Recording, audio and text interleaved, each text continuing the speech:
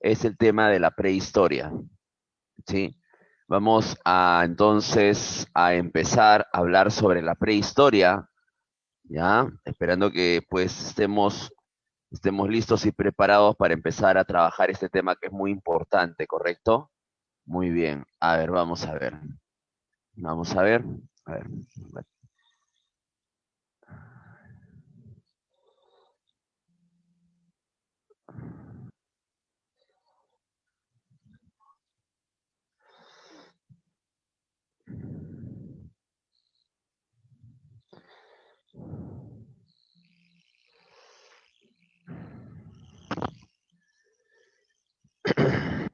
Muy bien. Entonces, a ver, empecemos con el temita de la prehistoria, ¿correcto? Miren, acuérdense que nosotros acá, pues, en la Academia Grupo Villarreal siempre apuntamos a los exámenes de admisión de la Universidad Federico Villarreal y CEPREVI, ¿no? Entonces, siempre es importante empezar con algo que es de cajón, de fondo, ¿sí o no? Profesor, ¿qué es la prehistoria? ¿Qué es la prehistoria? ¿Qué es? ¿Qué es la prehistoria? Bueno, la prehistoria es el periodo pues anterior a la historia, ¿ya? Es el periodo donde todavía no había de alguna manera escritura, donde todavía ¿cómo se llama? Pues la única forma de conocer el pasado es a través de los restos materiales que dejaron los seres humanos que vivieron en ese entonces. Ya la historia arranca justamente con la escritura, por si acaso, ¿ya? Entonces, la prehistoria, ¿con qué hechos se inicia? La prehistoria, ¿con qué hechos se inicia? Bueno, la prehistoria se inicia, correcto, la prehistoria se inicia, ¿ya? Con, a ver, ¿alguien sabe? ¿Alguno de ustedes sabe con qué hechos se inicia la prehistoria? ¿Alguno de ustedes sabe con qué hechos se inicia la prehistoria? ¿Sí? ¿Alguna idea?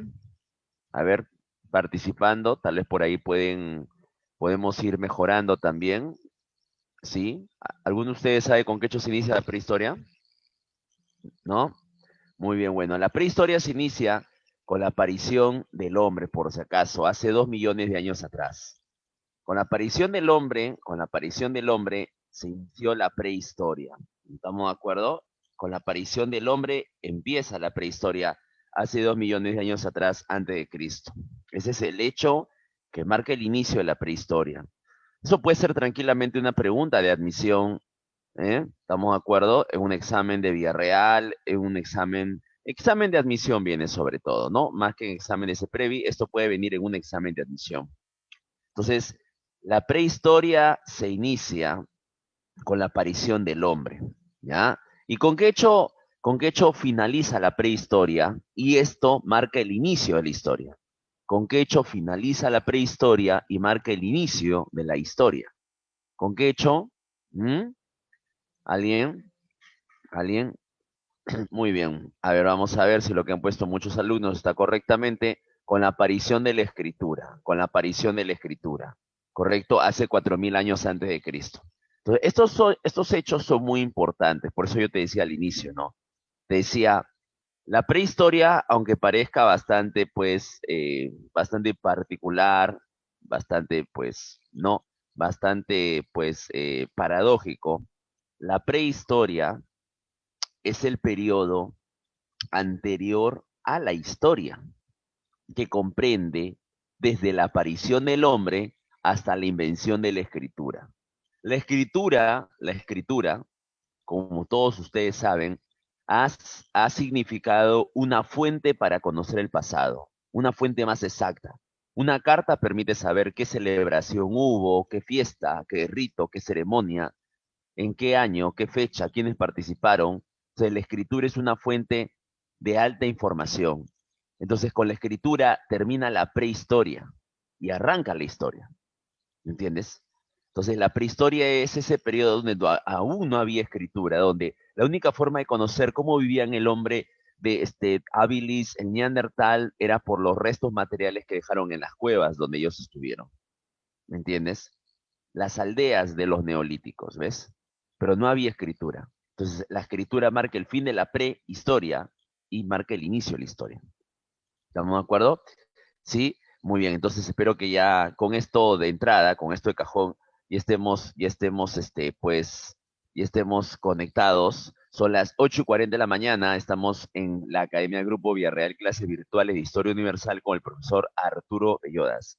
El objetivo de la clase, de las clases de Historia Universal con el profesor Bellodas van a ser, pues, que tú entiendas la clase, que tú comprendas la clase, 100% participación de los alumnos, para que también tú sepas que estamos iniciando, sí, con este tema. La prehistoria es el tema número uno.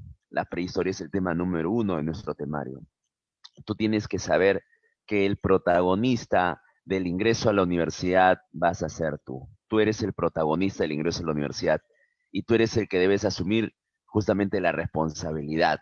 La responsabilidad, el esfuerzo lo tienes que hacer tú, ¿correcto? Acá te voy a dar la información prácticamente pues la información que te podrían preguntar en un examen de admisión. Acá te voy a dar la información lista para un examen de admisión. Tú solito te vas a dar cuenta de eso.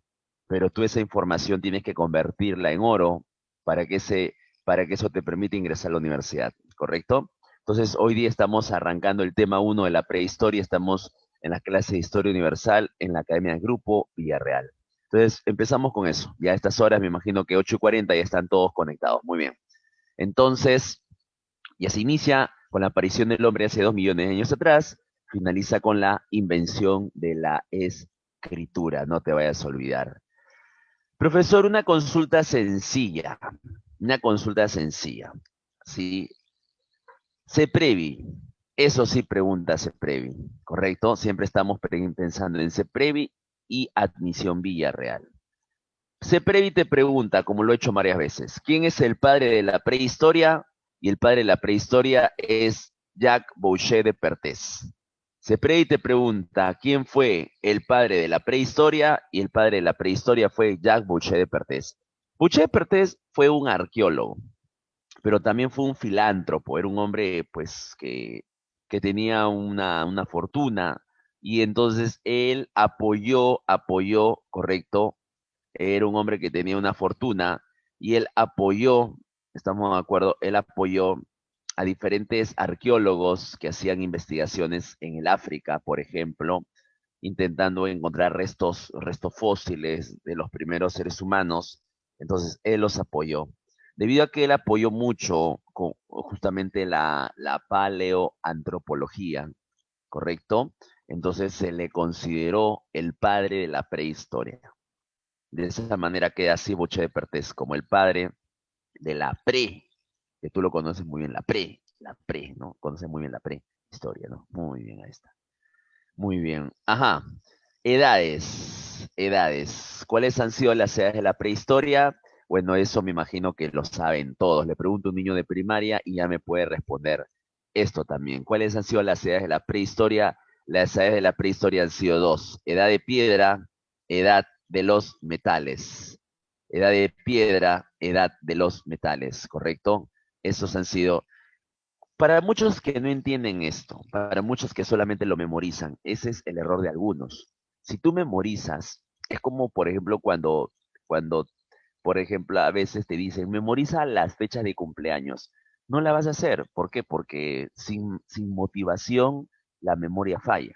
Tú tienes que estar motivado, o sea, tú tienes que entender la historia. Entonces, profe,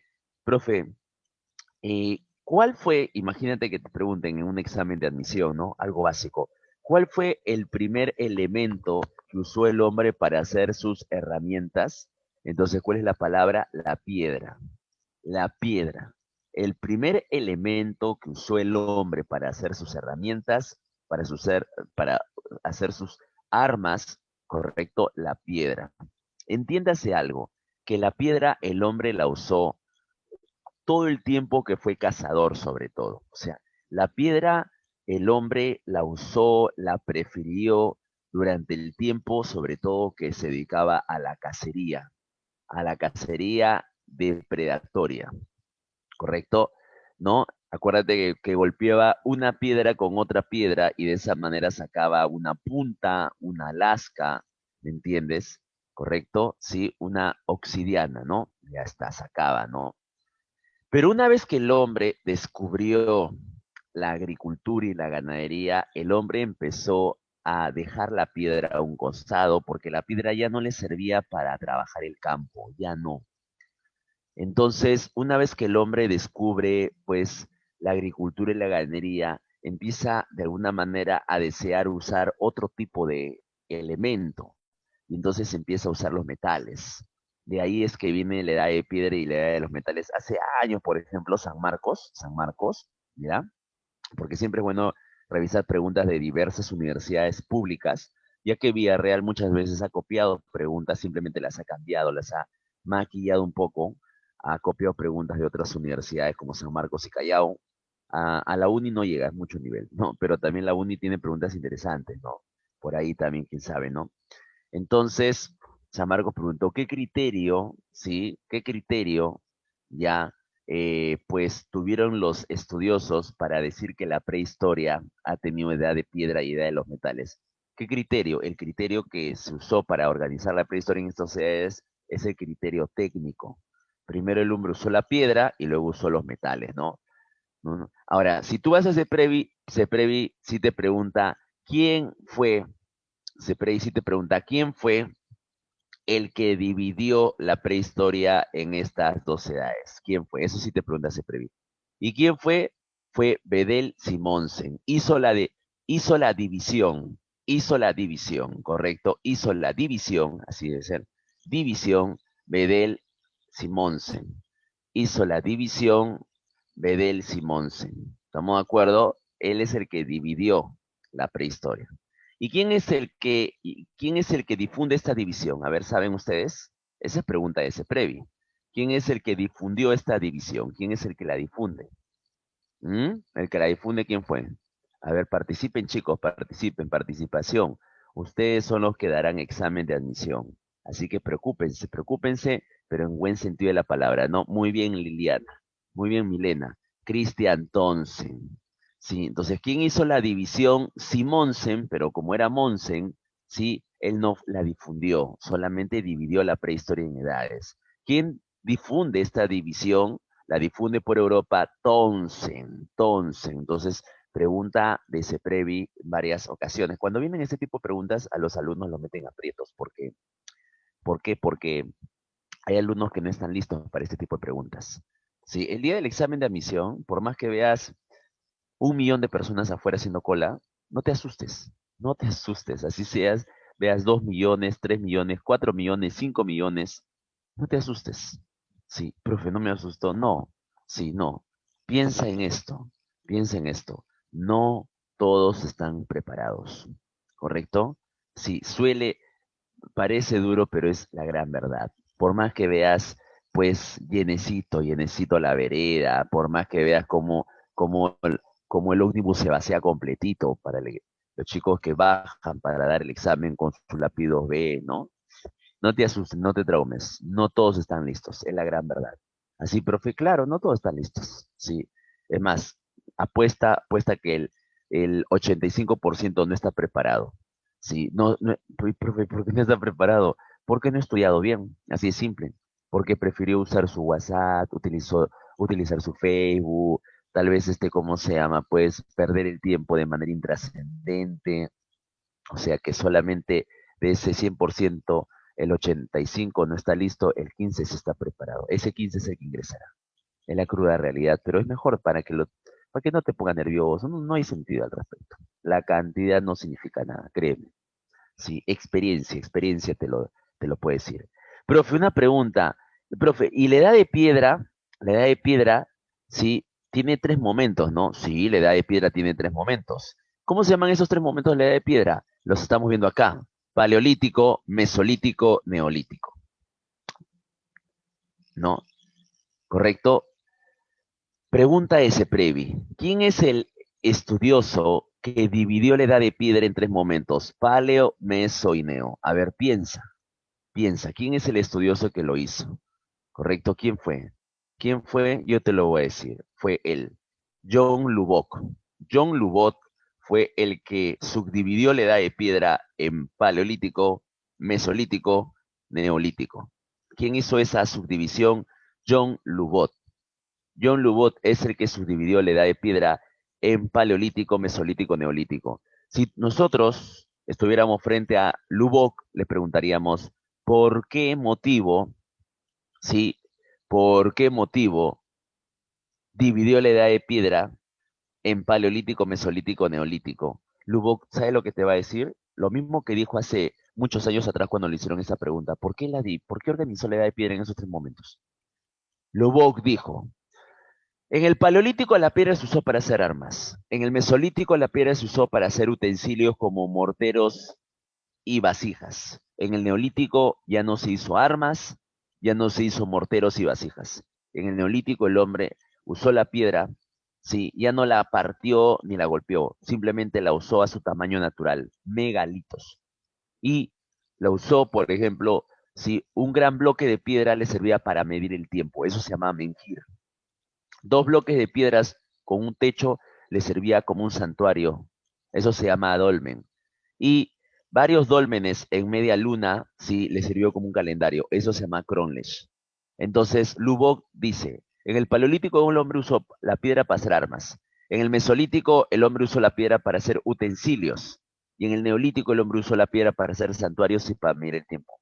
¿Lo usó para lo mismo? No. Por eso que yo he dividido la edad de piedra en paleo, meso y neo. Se acabó. Le cayó la boca a varios, Lugo. ¿Correcto? Muy bien, entonces estamos, sí, 8:52 de la mañana, clase 100% en vivo a través de la Academia Grupo Villarreal. Sí, está con ustedes el profesor Arturo Bellodas y estamos haciendo el tema número 1, el tema de la prehistoria, ¿correcto? Sí, el tema de la prehistoria. Hasta este momento hemos visto cuál es el hecho que marca el inicio de la prehistoria y el hecho que marca el final de la prehistoria.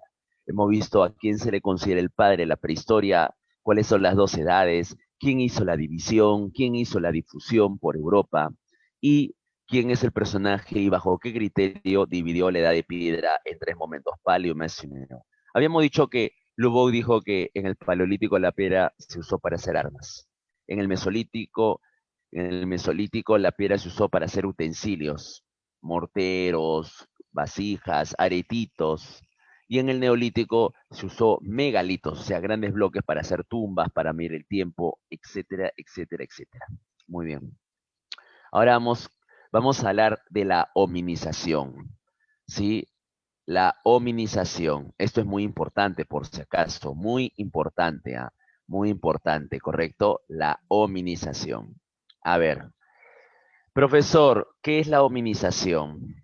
La hominización es el proceso evolutivo, o sea, es la evolución, pero para humanos. Ah, ya, comprendo, profesor. O sea, la hominización es la evolución, pero para humanos, profesor, claro que sí. Ah, ya, comprendo. Sí, escúchame, te voy a contar cómo fue todo, cómo empezó todo. Mira, la hominización es muy importante, muy importante.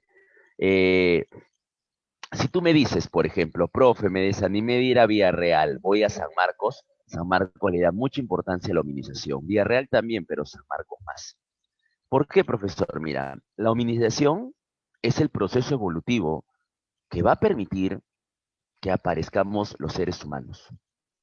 O sea, por ejemplo, te preguntan en un examen de admisión, proceso de cambios físicos y psíquicos. Proceso de cambios físicos y psíquicos que permitió la aparición del ser humano, no lo dudes ni un segundo. La respuesta de esa definición, ¿sí? Va a ser la palabra hominización. No te vayas a olvidar. Proceso de cambios físicos y psíquicos que permitió la aparición del ser humano, la respuesta es hominización. No te vayas a olvidar. ¿Estamos de acuerdo? ¿Sí? Profesor, ¿y dónde empezó este proceso? ¿Dónde? ¿En qué lugar, profesor? ¿Me lo puede decir? ¿En qué lugar? Justamente vamos a responder esa pregunta. Lugar. Lugar donde se dio la hominización. ¿En qué lugar? Y la respuesta es el África. La hominización se dio en el África hace 5 millones de años atrás. Hace 5 millones de años atrás. Estamos viendo el mapa del África, ¿no? Estamos viendo el mapa del África. ¿Quieres que te cuente cómo arrancó todo esto? Sí, te voy a contar. Hace 5 millones de años atrás, sí, En el África existía un tipo de mamífero llamado primate. Vuelvo a repetir. Hace 5 millones de años atrás, en el África existió un tipo de mamífero que estuvo en todos lados, llamado primate. Profesor, ¿y cómo eran los primates? Los primates tenían la apariencia de, de simios que vivían en los árboles, que saltaban de árbol en árbol, que usaban la cola para colgarse de rama en rama, eran cuadrúpedos, eran, eran 98% arborícolas. No bajaban mucho a la superficie, les gustaba vivir en los árboles. Se alimentaban de insectos, de frutas y de raíces húmedas. Eso, eso fue los primates. Entonces, ¿ves? ¿Correcto? Ya hemos hablado de los primates. Eh, ¿Cómo vivían los primates? Felices y contentos en toda el África. El África gozaba de vegetación, era o sea, vegetación por todos lados. Mientras que eso se daba, entonces los primates vivían felices y contentos en toda el África. ¿Correcto? Sí. Entonces la pregunta es, profesor, ¿y todo, entonces todo era felicidad en el África? Sí, todo era felicidad. Los primates eran felices, como te dije, ¿no? Ah, ya comprendo, profesor. Pero un día esa felicidad cambió. Profesor, ¿y por qué cambió? Porque cambió el clima. Así como está cambiando el clima en Lima, ¿no? Chao verano, cuídate que seas feliz. Chao noches calurosas, cuídate. Chao noches de bañarse hasta tarde, de comer pues marcianos en la noche. Chao, chao. ¿Por qué? Porque el clima ya está cambiando en Lima. Ya está empezando a hacer más frío, ¿sí? El agua empieza a llegar más fría, ¿sí? Ya no es pues calurosa la noche, sino que está empezando a entrar un viento helado. Entonces el clima cambia. Y así como el clima cambia hoy, cambió hace 5 millones de años atrás en el África. Hace 5 millones de años atrás cambió en el África. ¿Sí? ¿Tú sabes cómo Charles Darwin le llamó a esos cambios del clima? ¿Sabes cómo le llamó Charles Darwin? ¿Sabes cómo se llamó? ¿Alguien me puede decir cómo le llamó Charles Darwin a esos cambios climatológicos? A ver, piensa. Sí, piensa. A ver, demuéstrame que al menos sabes algo, hijo, hija, demuéstrame. Que no has venido vacío como un vaso de agua, ¿no? Demuéstrame como un vaso, perdón, un vaso, ¿no? Demuéstrame que tienes algo de conocimiento en esa chimba. Vamos, demuéstrame. ¿Mm? Demuéstrame que, pues, eh, a ver, en tu cole pre te han enseñado al menos algo de esto. ¿Nada? Bueno, ¿sabes cómo le llamó Charles Darwin a los cambios? Le llamó la selección natural. Te lo vuelvo a repetir. La selección natural. No te vayas a olvidar, ¿correcto?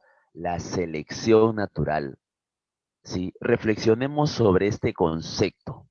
Charles Darwin decía que la naturaleza estaba viva, ¿me entiendes? Y que cada cierto tiempo cambiaba. ¿Y cambiaba para qué? Para que un grupo de seres vivos se extingan y otros evolucionen. Cambiaba la naturaleza a través del clima. Aquellos que no se adaptaban a los cambios, aquellos seres vivos que no se adaptaban a los cambios climatológicos de la naturaleza, dejaban de existir, se extinguían. Pero aquellos que sí se adaptaban, como se adaptaban a los cambios, no quedaban igual, sino que evolucionaban. Entonces Charles Darwin a esos cambios climatológicos le llamó la selección natural. ¿Por qué selección natural? Porque la naturaleza cambia a propósito para seleccionar a los que seguirán viviendo y obviamente pues desconvocar a los que se han extinguido. ¿Me dejo entender? ¿Correcto? Charles Darwin decía, la selección natural son los cambios climatológicos de la naturaleza. Entonces, ese es el concepto, ¿correcto? ¿Sí? Ya está. Entonces, hace 5 millones de años atrás, el clima cambió. Así, profesor, cambió. Claro que sí, cambió. Ah, ya. Así es. Hubo un temblor que luego pasó a ser un terremoto. Así es, esos cambios climáticos estuvieron acompañados de movimientos telúricos muy fuertes. Y producto de eso, el África, el África sufrió una suerte de separación que no logró que se separe todo el África, no, eso no pasó, sino que hubo un terremoto justo en esa época en que el clima cambiaba, que provocó que apareciera un cañón conocido como el Gran Reef. Profe, ¿qué cosa es el Gran Reef? Un cañón. Ah, ya. Profe, ¿qué cosa es un cañón? ¿Qué cosa es el Gran Reef? Un cañón. Ah, ¿y qué cosa es un cañón? ¿Qué cosa es un cañón? Un cañón, señores, es una separación, ¿sí? De tierra. Es como si, por ejemplo, por tu cuadra se abre la tierra, pero se abre, pues, de un ancho de más o menos medio kilómetro, ¿me entiendes? ¿Ya? De medio kilómetro. Entonces, ahí ha nacido un cañón. Ah, ya.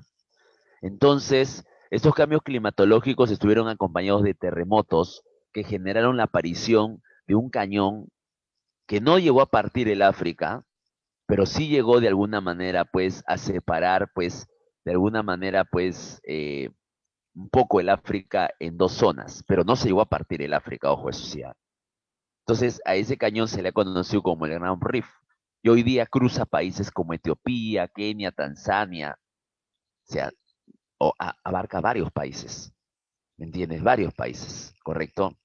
Profesor, una pregunta sencilla. Profesor,